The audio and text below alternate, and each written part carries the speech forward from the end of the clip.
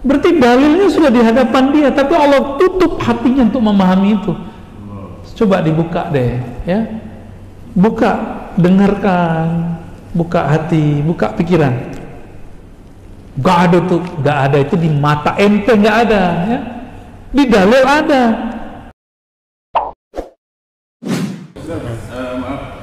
Kita ini di masjid ini terbiasa dengan zikir setiap malam Jumat, kan? Salah satu yang saya ambil hikmahnya, saya pernah bilang, jadidu imanakum, perbarui imanmu dengan kalimat la ilaha illallah. Apalagi saya bersyukur di saat pandemi ini kita tidak bertakziah ke rumah orang yang berduka, tapi kita sediakan tempat di sini untuk takziah, seperti tahlilan itu malam 1, 2, 3, semalam juga ada yang malam 40. Kita senang berbuat membantu saudara-saudara kita yang memang pengen bertahlilan, tapi ada 2 jamaah nggak ada dasarnya, tapi kita biarkan.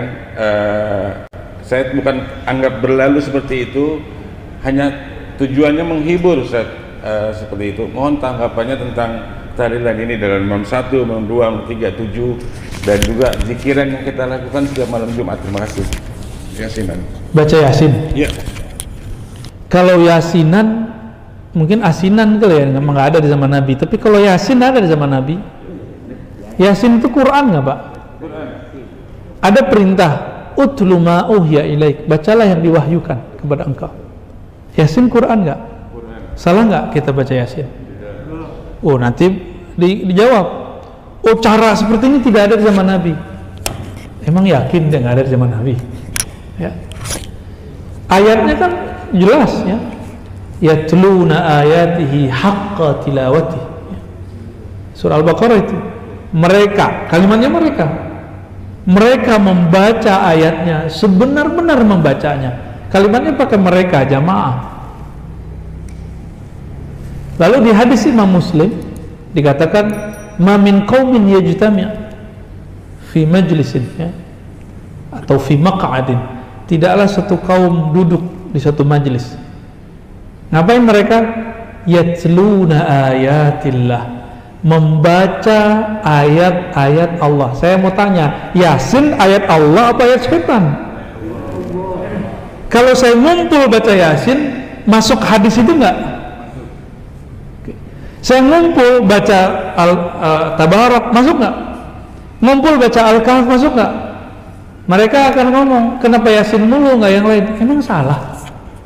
Baca kitab Al-Azkar An-Nawawiyah. Imam Nawawi menulis satu bab, kebolehan melebihkan satu ayat di atas ayat-ayat yang lain.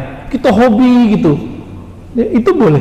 Tafdil, ya, tafdil surah ala suwarin, ayat ala ayatin, itu boleh dan disunnahkan. Di masa sahabat Rasulullah ada yang setiap rakaat dia baca kulhu. Coba di sini ada, Pak, bubar masjid ini. Wah, ustadznya nggak kreatif, kulhu mulu.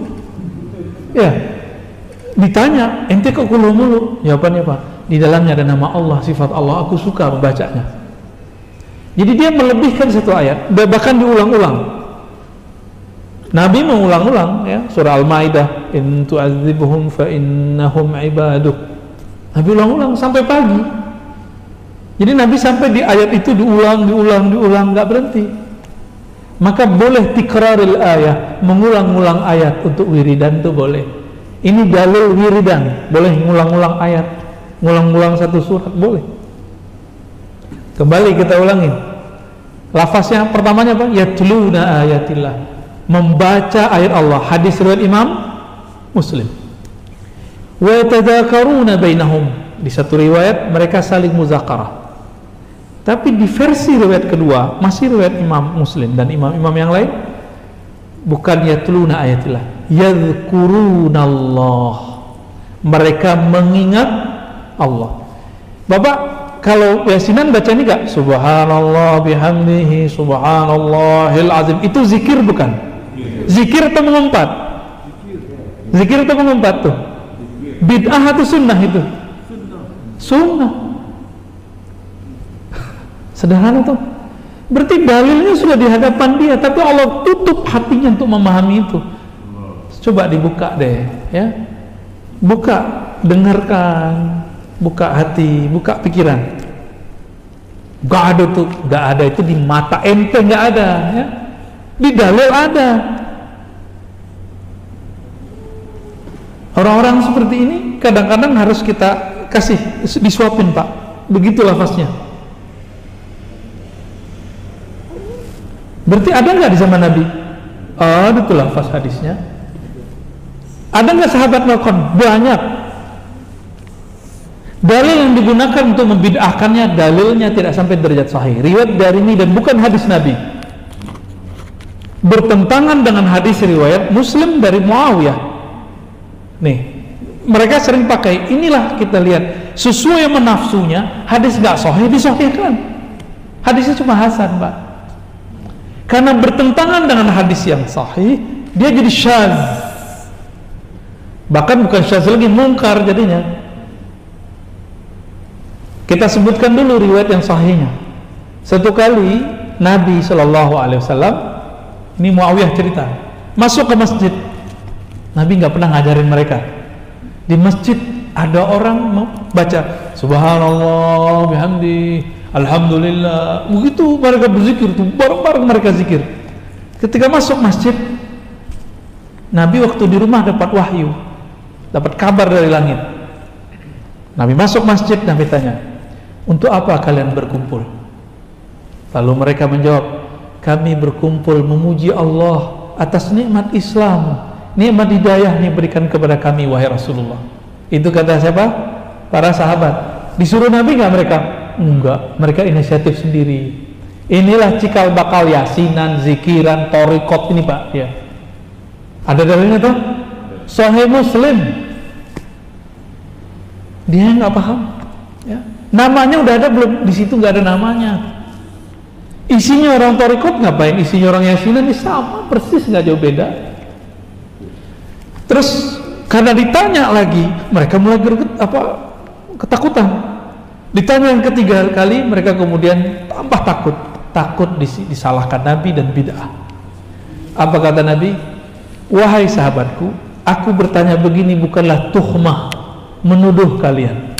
Aku bertanya begini karena ja'ani Jibril, datang kepadaku Jibril, malaikat paling mulia di langit, mengabarkan kepadaku, innallaha yubahi bikumul malaika. Hai orang-orang yang berkumpul berzikir menyebut nama Allah, Allah berbangga menyebut nama kalian di langit sana. Lanjutkan itu, Pak ya. Hadis sahih riwayat Imam Muslim. Adapun yang dipakai untuk membid'ahkan zikir berjamaah dan memimpin zikir, itu riwayat Imam Darimi, temannya Bukhari, tapi tidak sampai derajat sahih. Sunan Darimi, pernah belajar nggak? Nggak pernah belajar ya? Baru denger ya? Darimi, bukan Udaromi, Pak. Itu orang Padang. Darimi. Sunan Darimi satu jilid.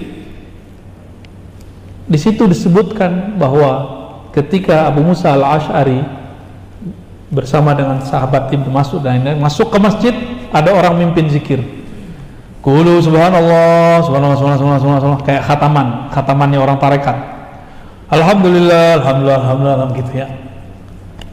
Lalu dibantah oleh Ibnu Mas'ud. Apa kata beliau? Apa yang kalian lakukan ini? Jawaban orang yang hadir, kami bertasbih menyebut nama Allah. Ditegurlah oleh Ibnu Mas'ud, Abu Musa al-Ash'ari, betapa banyak amal yang baik, la yusibah. Betapa banyak orang pengen kebaikan tapi la yanalah, la yusibah, dia tidak mendapatkannya. Lalu orang-orang ini di masa depan menjadi khawarij.